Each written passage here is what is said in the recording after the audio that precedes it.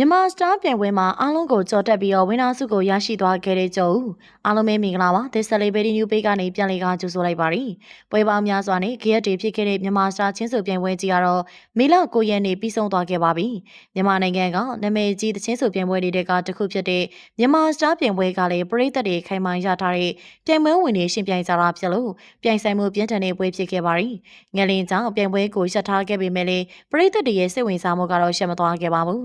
မြန်မာစတားပြပွဲမှာတယောက်ပြီးတယောက်နှုတ်ဆက်သွားခဲ့ရပြီးတော့ကြိုဦးလည်းထွက်သွားရမှာကိုအားလုံးကစိတ်ပူခဲ့ကြပါရီမြန်မာစတားပြပွဲကြီးမှာဝင်းနာစုကိုရရှိသွားသူကတော့အားလုံးရဲ့ကြိုင်နဲ့ထက်တူညီတဲ့ကြိုဦးဖြစ်ပါရီ First Winner အစုကိုတော့ပရိသတ်တွေကြားမှာနန်းနီကရရှိသွားပြီးတော့ Sakarina အကိုတော့ဝေပြီးကရရှိသွားခဲ့ပါရီမြန်မာစတားပြိုင်ပွဲကပြိုင်ဆိုင်မှုပြင်းထန်ခဲ့ပြီးတော့ဒိုင်မှတ်နဲ့ပရိသတ်တွေရဲ့ဗုဒ္ဓတွေတွက်ချက်ပြီးတော့ဆူရခဲ့တာပါဝင်းနာစုရရှိသွားသူကျော်ဦးက3000စုကြီးကိုရရှိသွားပြီဖြစ်လို့အားလုံးကဝန်တာနေပါရီစုချင်းငွေကိုထိုက်ထထန်ချိမြတာဖြစ်တယ်လို့အစင်မောင်းများစွာကိုလည်းကြော်ဖြတ်ခဲ့ရပါသေးတယ်ဒီနေ့ရဲ့ပြိုင်ပွဲဝင်တွေအားလုံးကအရေးချင်းတွေပြေဝရှိကြတာဖြစ်လို့ဒိုင်တွေအတွက်လည်းရွေးချယ်ရခက်ခဲခဲ့ပါရီကျော်ဦးကတော့အတန်ရန်ကောင်းတာကြောင့်ပရိသတ်တွေကပဲသူ့ကိုဝင်နာရမယ်လို့ယုံကြည်ပြီးသားဖြစ်ပါရီလွန်ခဲ့တဲ့တစ်ပတ်ကပြိုင်ခဲ့တဲ့ပွဲမှာကျော်ဦးကစုတချင်းကိုတကယ်ဆိုတော့တယောက်ဖြတ်ပြီးတယ်လို့သိဆိုသွားနိုင်ခဲ့ပါရီဖိုင်နယ်ညမှာလည်းကျော်ဦးကိုဇင်အောင်ကိုယ်တိုင်ချီကျူးခဲ့ပြီးတော့ဝင်နာရတဲ့သူဖြစ်ကြောင်းကိုထုတ်ပြောခဲ့ပါရီအမိုင်းမရှိသိဆိုနိုင်ခဲ့တဲ့ကျော်ဦးဟာသူ့ကိုအားပေးသူတွေစိတ်မပြတ်အောင်စူးစမ်းပြနိုင်ခဲ့သူပါ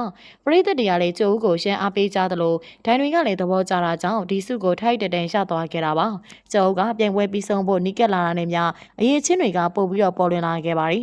ဘယ်တချင်းကိုမစောပပိုင်နိုင်သိဆိုနိုင်တဲ့ပြင်ပွဲစဉ်တိုင်းကိုလည်းလွဲချော်မှုမရှိဘဲနဲ့ကြော်ဖြတ်နိုင်ခဲ့ပါရီ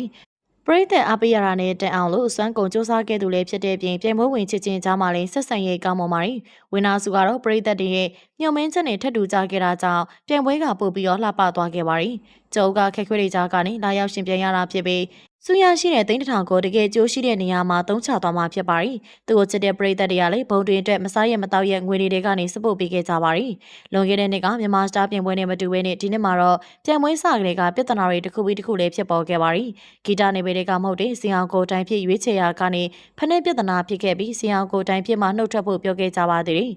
စီအောင်ကဒိုင်ဖြစ်ကနေနှုတ်မထွက်ဖြစ်ပေမဲ့လေမိခလာကတော့ဒိုင်ကနေနှုတ်ထွက်သွားခဲ့ပါရီဒိုင်နေပြောင်းလဲသွားပေမဲ့ကျော်ကတော့ရေချင်းရှိတာကြောင့်ဆူရသွားတာပါပွင့်လင်းမြင်သာမှုမရှိဘူးလို့ဒီပြိုင်ပွဲပေါ်မှာမြင်ခဲ့ပေမဲ့လေကျော်ဦးတယောက်ဝင်းနာရသွားတာကိုတော့ပရိသတ်တွေကအယံကျင်းနေကြပါရီကျော်ကရိုတာမှုလည်းရှိသလိုတချင်းတွေကိုလည်းတကယ်ချစ်တဲ့သူဖြစ်တာကြောင့်ဒီစုနဲ့ထိုက်တန်ကြောင်းချီးကျူးကြပါရီအချို့ကတော့မြန်မာစတားပြိုင်ပွဲရဲ့ရလက်ကိုသဘောမကျပဲ